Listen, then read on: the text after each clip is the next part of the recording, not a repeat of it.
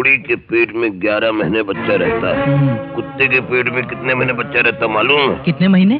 अबे आड़ू, कुत्ता नहीं कुतिया के पेट में बच्चे रहते हैं। कौन है ये? मेरा दामाद। बंदर, चुप चुप, ऐसे क्यों छुप गया? मुझे देखकर। क्या आपसे इतना डरता है? मुझसे नहीं, बल्कि मेरे थप्पड़ों से डरता है। हा? आप दामाद को मारते हैं? अबे आड़ू, हाथ से नहीं, सिर्फ भक्तियों से मारता हूँ। बात दरअसल ये है कि मैंने मेरे दामाद को दहेज नहीं दिया है, इसलिए नाक से सांस छोड़ने की बजाय वो दहेज की सू छोड़ता है। क्या छोड़ता है? सू। एक बात और है आड़ू, इतने साल हुए मेरी बेटी की शादी को होके, अब तक मेरा पाँव भारी नहीं हुआ। आपका? मेरा नहीं, मेरी बेटी का पाँव भारी नहीं हुआ। मुझे तो ऐसा लगता है कि ये जो मेरा दामाद है, ये हाँ जी समझा। समझे, इसीलिए मैं उसको दहेज नहीं देता और वो मुझसे छुपता रहता है। हाँ? मुझे ऐसा लगता है कि तुम अब जाओगे। मैं चलता हूँ। तो जाओ। Lajwanti wifey, I love you wifey, Lajwanti. अरे तुम कहाँ हो लाजवंती? My wifey. अरे लाजवंती, हमारे जो वकील साहब है ना, उनके यहाँ मेरी तरक्की हुई है। मुखरो। अरे मुंह मीठा करो।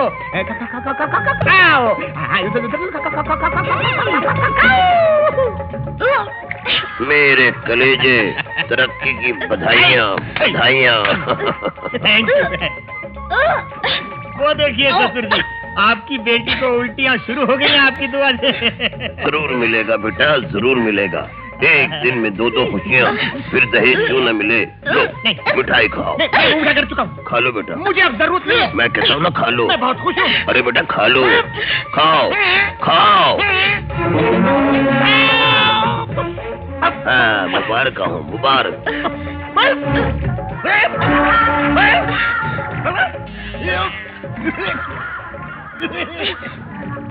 ये क्या? हाँ, दामाद के भी पाँव भारी हो गए। समझ में नहीं आ रहा, कुछ समझ में नहीं आ रहा। वाह साहब वाह।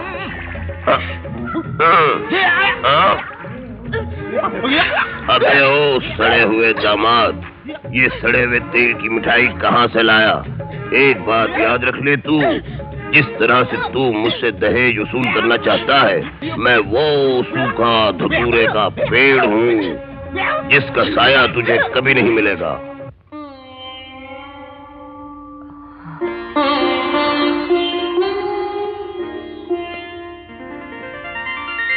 आप? अब तबीयत कैसी है? आप रात भर यही थे? हाँ, तुम्हें इस हालत में छोड़कर कैसे जा सकता था? जी, बहुत बहुत शुक्रिया आपका। कोई बात नहीं। कॉफी पियोगी? जी। Good morning. अरे विजय, आप अभी आए या रात भर यही थे? डॉक्टर, वकील साहब तो रात भर यही थे, मेरी तीमारदारी कर रहे थे। रात भर? लेकिन क्यों? नर्स तो थी। हाँ, फिर आपको रहने की क्या जरूरत थी? नर्स तो थी, लेकिन अपना कोई नहीं था इस वक्त। ये आप इनके अपने कब से हो गए? जब से इनसे मुलाकात हुई है। डॉक्टर, इनका ठीक होना बहुत जरूरी है, और खासकर मेरे लिए तो बहुत ही जरूरी है। अगर आप अपने केस के नजरिए से कह रहे हैं तो ठीक है, लेकिन मेडिकल केस के लिए डॉक्टर की जरूरत होती है, वकील की नहीं मिस्टर विजय। बड़ा ताज्जुब हो रहा है आपकी बात सुनकर डॉक्टर। आप जानती है दिमागी मरीज हैं, और ऐसी हालत में किसी अपने का इनके करीब होना बहुत जरूरी है। ये बात आपको खुद कहनी चाहिए थी। मुझे सिर्फ आपके यहाँ रात भर रुकने पर ताज्जुब हुआ, और अगर ये बात सिर्फ हमदर्दी की हद तक है तो ठीक है। जी? खैर, अब मैं यहाँ आ गई हूँ, आप जाइए, मैं संध्या की देखभाल कर लूंगी, आप आराम करिए। ठीक है, चलता हूँ संध्या।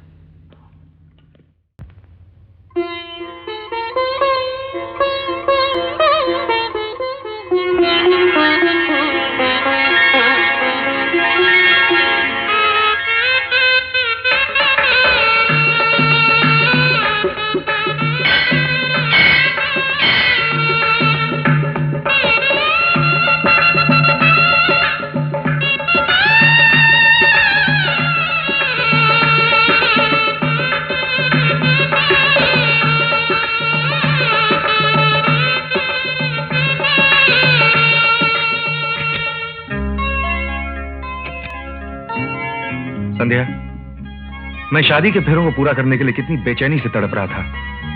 तड़प रहे थे? क्यों? जब वो होंगे तब ये होगा। अरे अभी से इतना शर्माओगी तो कैसे चलेगा? अभी तो पूरी कहानी बाकी है। कौन सी कहानी? आओ, दिल खुद ही सुना देगा। अरे अब काहे की शर्म? शर्म तो शादी की अग्नि में जलकर राख हो गई। I love you Sandhya, I love you.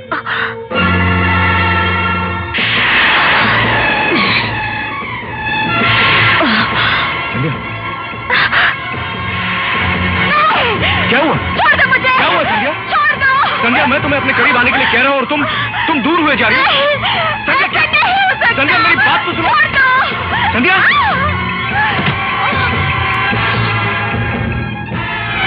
संध्या, इस चार दीवारी से बाहर कहाँ जाओगी तुम? आओ मेरे पास। नहीं। आओ। Come on. क्या हुआ है तुम्हें? देखिए, कृपा करके मुझे छोड़ दीजिए, मुझे जाने दीजिए, मुझे डर लग रहा है। संध्या, तुम मेरी बीवी हो, आज हमारी सुहाग रात है। कोई बेवकूफ मर्द ही इस रात को अपनी बीवी को छोड़ देगा। नखरे मत करो, आओ मेरे पास, चलो। नहीं, छोड़ दो मुझे। ये क्या हो गया है तुम्हें? क्या पागलपने की हरकतें करती हो? चलो सीधी आओ मेरे पास। नहीं, नहीं, बिल्कुल नहीं, बिल्कुल नहीं। प्लीज संध्या, प्लीज आओ मेरे पास। छोड़ दो मुझे, मैं कहती हूँ छोड़ दो मुझे।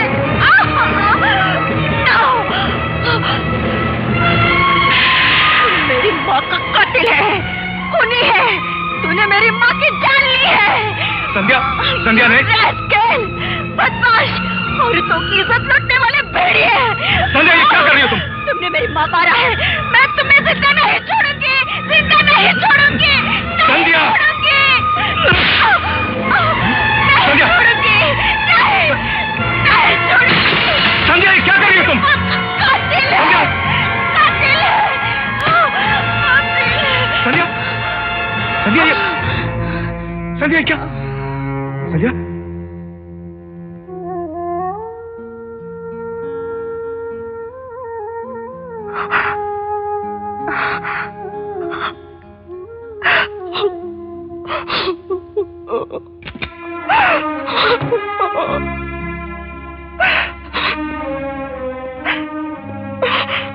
तुम रो रही हो संध्या? मैं जानता हूं तुम्हें क्या दुख है। अदालत में तुम्हारे पति ने तुम्हें तलाक देने की बात कही, इसीलिए ना? विजय बाबू, जब मेरी दिमागी हालत ठीक नहीं थी तो मैं अपने पति को पत्नी का सुख नहीं दे पाई, और जब मेरे अंदर का तूफान थम चुका है, मैं उनके करीब जाना चाहती हूँ, तो किस्मत ने मुझे उनसे दूर कर दिया है। संध्या, मैं तुम्हारे लिए अपने आंखों में आंसू तला सकता हूँ, लेकिन तुम्हारे आंसू रोक नहीं सकता। आंसुओं का सैलाब दिल से उभरता है और दिल पर किसी का काबू नहीं रहता। और हाँ संध्या, मैंने अदालत से हेल्थ ग्राउंड पर तुम्हारे लिए जमानत ले ली है। अब तुम्हें पुलिस लॉकअप में जाने की कोई जरूरत नहीं है। और वो अपने पुजारी जी है ना, उन्होंने अपने यहाँ रहने के लिए तुम्हें बुलाया है। किस लिए विजय बाबू? मैं लॉकअप में रहूं या उनके यहाँ रहूं, क्या फर्क पड़ता है? मुझे फांसी होके ही रहेगी, फिर क्या फायदा? मैं अनाथ नहीं, मेरे लिए एक बूंद आंसू बहाने वाला मेरा कोई अपना है। उसी उम्मीद पर सोचा था कि मैं सुकून से मर सकूंगी, लेकिन अब तो वो भी मेरे नसीब में नहीं रहा। एक बात बताओ संध्या, क्या हर पत्नी अपने पति के लिए इतना ही तड़पती है? क्यों? क्या आपकी पत्नी आपके लिए नहीं तड़पती? मेरी पत्नी? मेरी तो कोई पत्नी नहीं है। तो फिर कुंवारे आदमी क्या जाने कि पत्नी के मन की तड़प क्या होती है? तड़प का अंदाजा तो है, लेकिन उस तड़प को समझने वाला कोई नहीं। खैर संध्या, अगर तुम मौत के बारे में इसी तरह सोचती रहोगी तो मैं ये बाजी हार गया। तुम जिंदा रहोगी संध्या, तुम्हें जिंदा रहना होगा। हो सकता है तुम्हारी किस्मत में तुम्हारे पति के साथ जिंदगी गुजारने का सुख लिखा हो। मैं तुम्हारे पति से मिलकर बात करूं।